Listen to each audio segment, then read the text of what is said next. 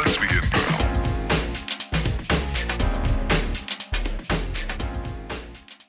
How's it going? Grant here. Welcome back to another camera comparison video. This time I've got the Google Pixel 5 up against the iPhone 12 Pro.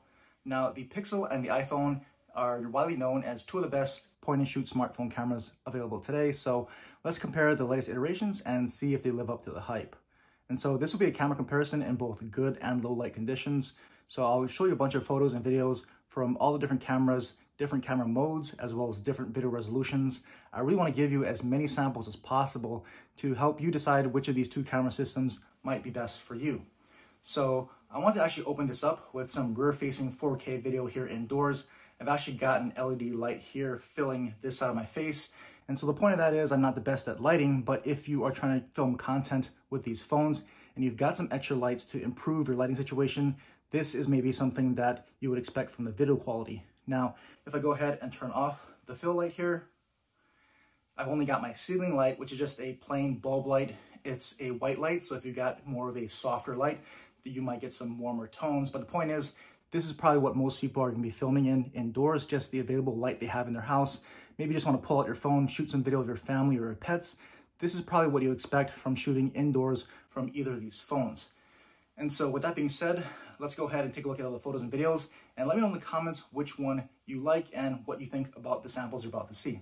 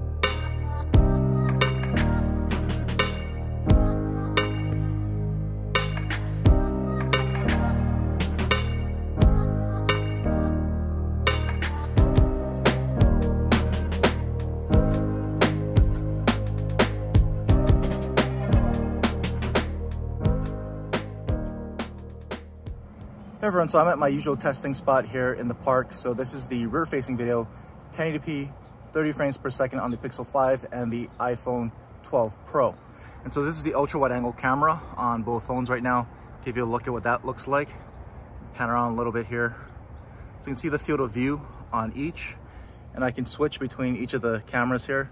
So that's the main lens on both phones right now. And I can even switch into 2x zoom on the Pixel 5, so that's pure digital, there's no telephoto zoom, and 2x telephoto there on the iPhone. So you kind of see what that optical zoom technically looks like against the Pixel's digital zoom. And I'll switch back to the main cameras, and I'll pan over here to the right, and we can test more of the zoom here. So again, on that cell tower, 2x on the Pixel and 2x optical there on the iPhone. And zoom all the way in here to 5x on the Pixel, and we can go up until 6x on the iPhone. So at least in the viewfinder, they're both looking fairly stable and pretty clear there. So if I back out to the main cameras, again, we can test autofocus. So on the post, first the Pixel, and that focused up pretty quickly and refocused pretty quickly as well. One more time on the Pixel. Now the iPhone. Again, iPhone, really nice and fast focus as well. Also some quick refocus there. And we'll test stabilization. So I'll walk down the stairs, and these both should be doing pretty well here. This is at 1080p, so stabilization should look pretty good on both. But you let me know what you see. And we'll take one last pan around the park and see how these cameras do into that afternoon sun there. Hey everyone, so this is the same scene in the park again, this time at 4K, 30 frames per second on both phones here. So again, I'm starting out with the ultra wide camera, so you can see if you see any difference in the colors or anything here in 4K from the 1080p footage you just saw. And again, I can still switch between the lenses, so that's the main lens right now on both phones. And we'll do a little bit of a 2x there on the Pixel and 2x there on the iPhone. So back out to the main, and we'll pan over to the right, and we'll do the same zoom test at 4K on the cell tower. So 2x digital on the Pixel, 2x optical telephoto lens on the iPhone, and all the way up until 5x digital on the Pixel and 6x digital on the iPhone. So again, that's still looking pretty stable and clear in the viewfinder on both phones. And we'll move on to some stabilization on the post again here at 4K. So again, first with the Pixel, and still really nice and fast autofocus and refocus. Now with the iPhone, so same thing, very fast focus and refocus as you would expect there. You can see the shallow depth of field of that blurred out background a little bit. And stabilization, walking again here in 4K. So I'd also expect this to look pretty stable here, even at 4K on both phones. And one last pan around the park here and up into the afternoon sun. Hey everyone, so I'm going to test the Pixel's new active stabilization, which limits the resolution to 1080p, up against the iPhone's built-in 1080p stabilization. So we're just going to walk here, and then I'll start running to really try to stress it out and see if it still stays stable. And we'll see if they look any different here.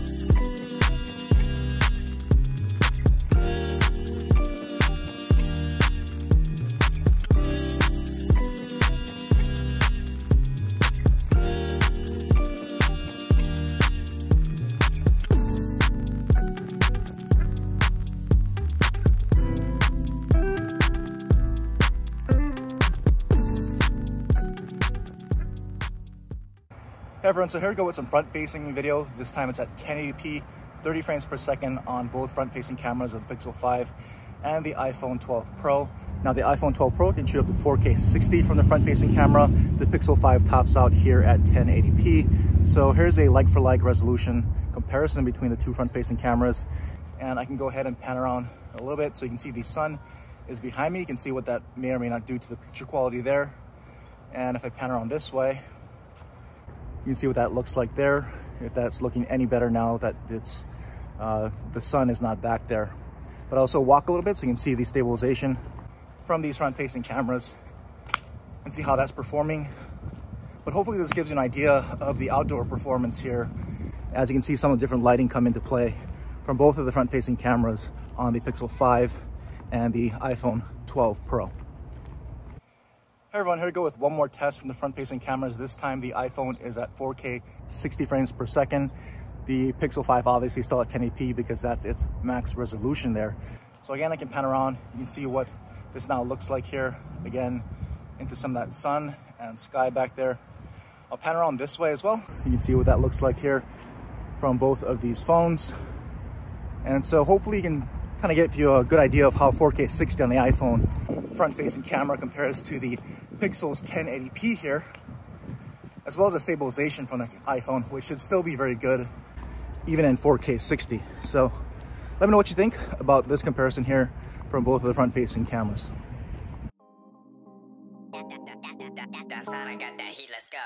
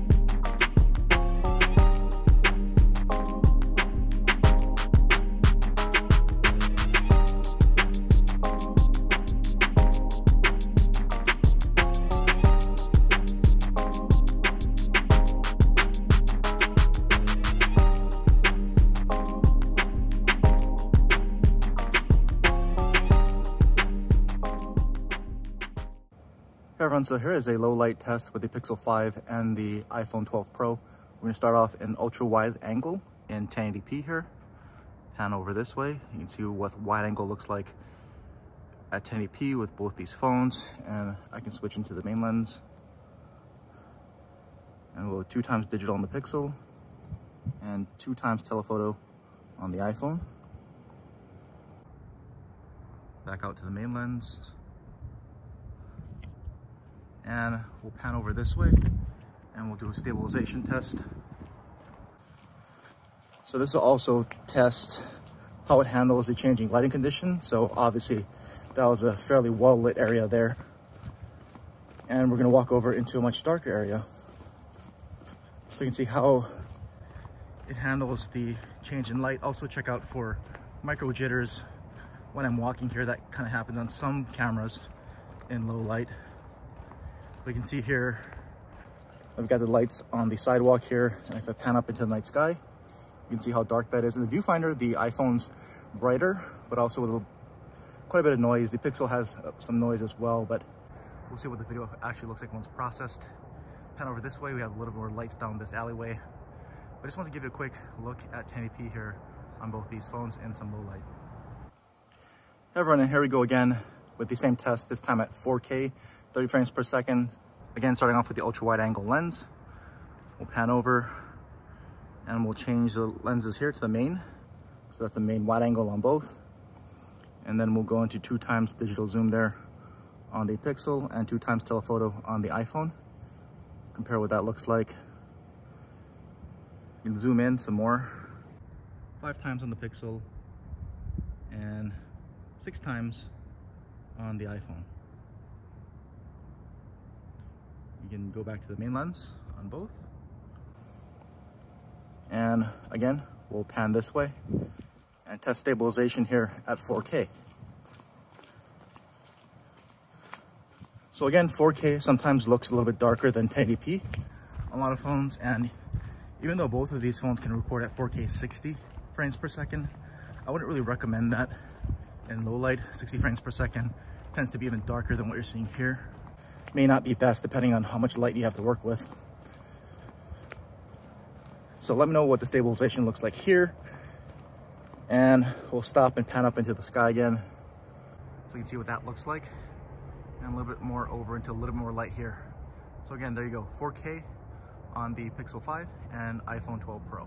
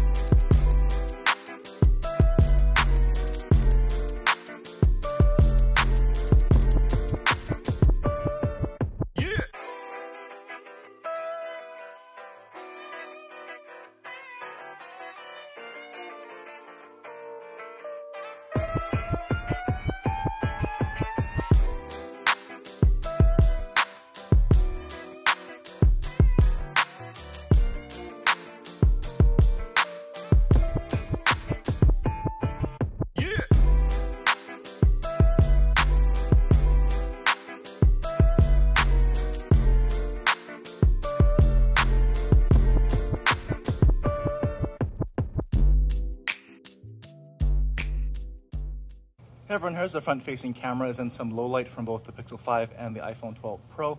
This is being shot at 1080p on both front-facing cameras. The iPhone can record up to 4K 60 from its front-facing camera, but let's start off with the same resolution on both phones. So I can see here I've got a lot of light around me. I'll pan up, and it's that bright light as well up there. And I'll start walking so you can kind of see the stabilization here at 1080p in this kind of lighting.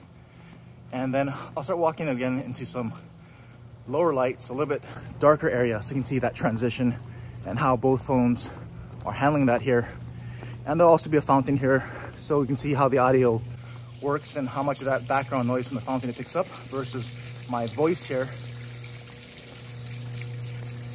And so I'll stop and pan around, and you can see some even brighter lights that are going to show up behind me. So there you go. You can see how both front-facing cameras are handling those really bright lights behind me. And I'll step back here and pan back around into this darker area here to finish this off. So let me know what you think about the video here on both of these phones at 1080p. Hey everyone, and here's the same test. This time I've got the iPhone at 4K, 30 frames per second, and the Pixel 5 is obviously still at 1080p. That's its max resolution, but I want to give you a comparison here between the Pixel 5 at 1080p and the iPhone at its max resolution of 4K. This is 30 frames per second because, again, 60 frames per second in low light gets even darker than this, and I wouldn't recommend it. You can see those lights back there again, and we'll walk so you can see how the stabilization looks like here, especially on the iPhone at 4K. And again, I'll just walk into that darker area, see what the light transition looks like. And again, if you didn't hear it the first time, check out the audio from the fountain, see how it competes with the sound of my voice here.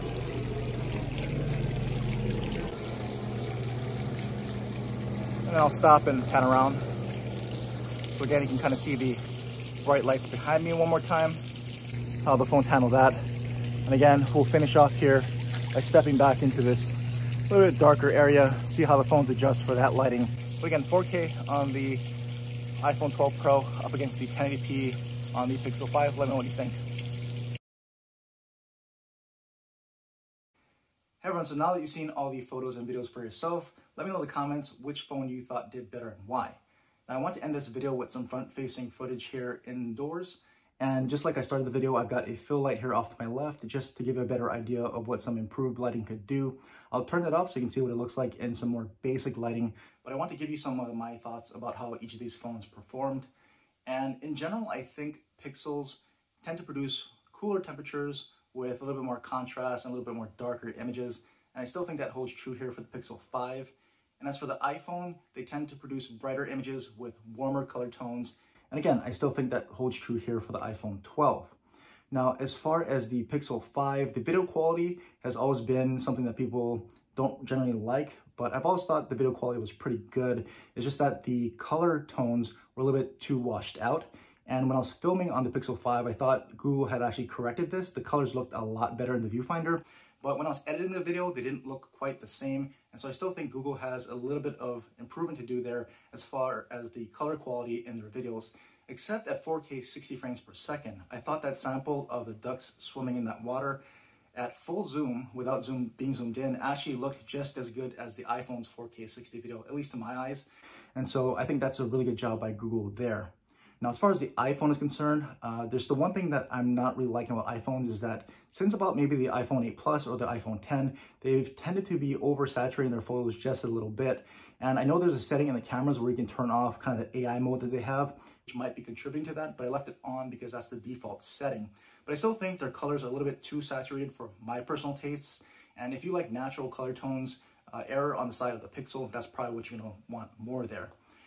Also with the iPhone, I thought that their portrait mode has not been too good in the past for anything other than people. So on objects, it's always been hit or miss. People, it's always been pretty good. This time around, it seems that they have improved their portrait mode for shooting objects. I'm getting better portrait results on objects that I would not have in the past. It's still a bit hit or miss. I'm still getting some wonky photos like you saw in the samples that I showed you, but it's definitely an improvement and a step in the right direction. And hopefully, once they maybe make some updates to the iPhone 12 series to use more of that LiDAR technology and those portraits, those will only get better and better. And so those are just some of my quick thoughts there on how each of these phones performed. If you want more in-depth thoughts like I used to do in some of these videos and my summaries, let me know. But I'm trying to cut down on that just to get more of these camera comparisons out to you faster. But if you do want more in-depth analysis about my own thoughts, let me know in the comments as well, and I'll see what we can do about that. But again, before I leave, let me know what you think about how each of these cameras performed, because I'm really interested in hearing what you have to think, because we all look at these things differently. And let's have a good, productive conversation there in the comments. And as always, thanks for watching. Hey everyone, and just one last thing I forgot there in my summary, that I forgot to turn off that fill light, just to give you a sample for what that looks like here with it off, and just the overhanging ceiling light that's just a kind of white light bulb there, nothing special about it. But what I'm seeing right now is that the pixel is really overexposing the image. So let me go ahead and try to tap the focus and maybe, there we go. So that's a lot better once I tap the focus on the pixel. It was really overexposing, at least in the viewfinder, but it looks a little bit better now. So just want to give you a quick sample of what the front-facing cameras here look like without that light and just some more basic lighting conditions. So again, leave a comment down below, and as always, thanks for watching.